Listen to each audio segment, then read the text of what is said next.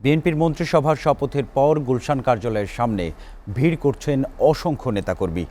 দেশের বিভিন্ন এলাকা থেকে আগত নেতাকর্মীদের প্রত্যাশা কতটুকু পূরণ করতে পারবেন সদ্য শপথ নেয়া মন্ত্রীরা, এ বিষয়ে বিস্তারিত জানাতে সেখান থেকে যুক্ত হচ্ছেন সহকর্মী হাসিবুল ইসলাম শান্ত।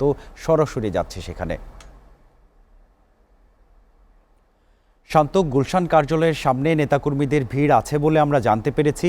সদ্য শপথ নেওয়া মন্ত্রী প্রতিমন্ত্রীদের কাছে আসলে এইসব ভিড় করা মানুষদের প্রত্যাশাটা কেমন আপনি জানতে পেরেছেন?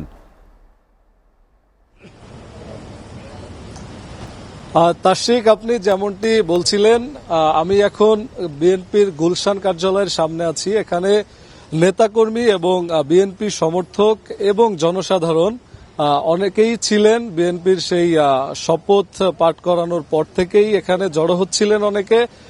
তারা খুবই প্রত্যাশা রাখছিলেন যে নতুন যে মন্ত্রী পরিষদ গঠন করেছে বিএনপি, এটা নিয়ে তারা খুবই আশাবাদী যে এনারা ভালো কিছু করতে পারবেন। বিশেষ করে গত কয়েক বছরে যে আইন শৃঙ্খলা পরিস্থিতির যে নাজেহাল অবস্থা ছিল, সেটার জন্য যে সালাউদ্দিন আহমেদ সাহেবকে যে করা হয়েছে, স্বরাষ্ট্রমন্ত্রী করা হয়েছে, তো এনারা বলছিলেন যে সালাউদ্দিন আহমেদ স্বরাষ্ট্রমন্ত্রী পদ পেয়েছেন, যার কারণে আইন শৃঙ্খলা পরিস্থিতি এখন আমরা খুবই ভালোর দিকে দেখব।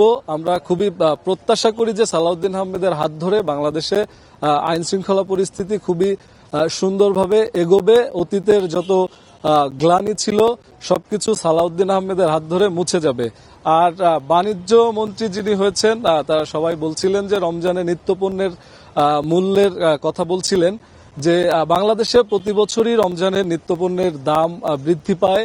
তো বাণিজ্য মন্ত্রীর কাছে আশা ব্যক্ত করেছেন যে তিনি এবছর হয়তো এই দ্রব্যমূল্যের দামটা নাগাল টেনে ধরতে পারবেন। তো সাধারণ মানুষ নানাভাবেই বিএনপির ২০ বছর পরে যে ক্ষমতায় আসলো নানান চড়াই উতরাইয়ের মধ্য দিয়ে, তো সাধারণ মানুষ মনে করছেন যে বিএনপির হাত ধরে বাংলাদেশ নতুন একটা গণতন্ত্রের ছোঁয়া পেয়েছে। বিপুল জনসমর্থনের মধ্য দিয়ে বিএনপি সরকার গঠন করেছে, চমৎকার একটা মন্ত্রিসভা গঠন করেছে, যেটা এনারা বলছিলেন। তো সব মিলিয়ে অনেক প্রত্যাশা এবং অনেক আশা এই নতুন সরকারের কাছে, তারেক রহমানের কাছে।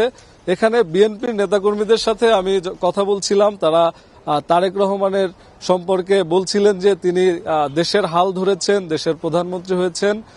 তারেক রহমানের কাছে অনেক প্রত্যাশা, বিশেষ করে তারেক রহমান দেশে আসার পর থেকে আসলে নতুন যে মন্ত্রী পরিষদ, তার কাছে ব্যাপক একটি প্রত্যাশা রাখছে মানুষজন। আমরা চাইবো সাধারণের প্রত্যাশার সাথে প্রাপ্তির একটি মিল হোক। আপনাকে ধন্যবাদ শান্ত।